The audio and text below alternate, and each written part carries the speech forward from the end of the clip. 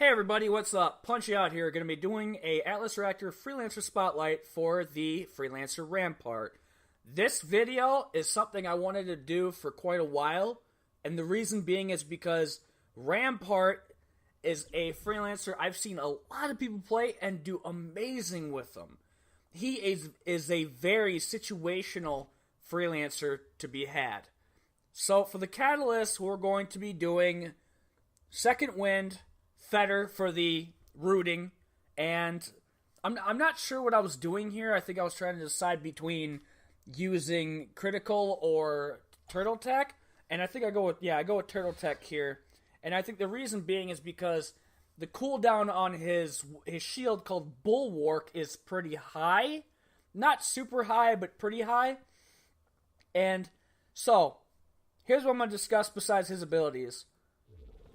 How is Rampart very situational?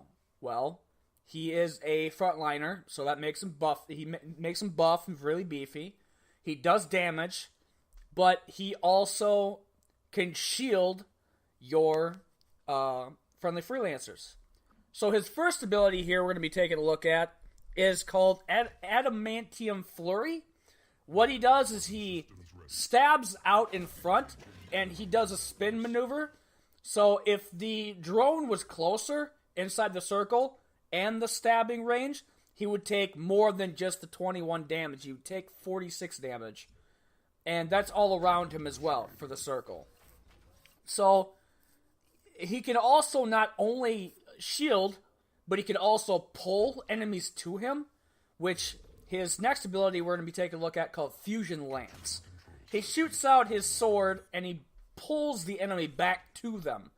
So if you want to get somebody picked off and do damage to them, Fusion Lance is a great ability to use. So then using Adamantium Flurry after that to do damage, then they'd be able to go away by doing the after the blast phase, they'd do the move phase.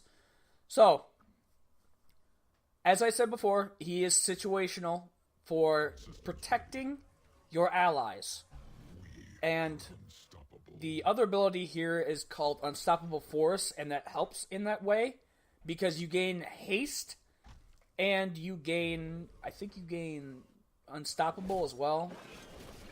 I'm not sure. Yes, haste and Unstoppable, which just means you will continuously go forward and you'll possibly go first.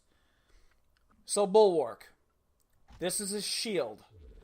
What I mean by situational is that, let's say for instance, your ally has 6 health and he's being targeted by Lockwood. You go up by him towards the enemy freelancers and you shield any damage that would have been for that character is blocked. Unless they're behind him. If they're behind him, then he's kind of screwed. So he's very situational in that sense that he's blocking all the damage that one person would have taken. And the range is pretty far, so it's not just one space, it's 3 spaces in that direction. However, I'm not sure about the ultimates. I have seen that Nyx's ultimate would go through his shield. I have seen that Lockwood's ultimate might go through it. I'm not quite sure entirely. It might just be a fluke, or it just might be the angle of where they're shooting at. But with that, we're going to look at his ultimate called Aegis Protocol, or Aegis Protocol. And what it is that he'll dash to where the allies are, or enemies are. He does damage in his path, and he puts up his shield in that direction that he came from. And it's for a turn. So if you're going to jump to your allies, or you're just trying to protect yourself and you don't want to get hit, dashing to that location and using that shield is critical in surviving longer and also protecting your allies longer. So it gives you obviously a better positioning in the game.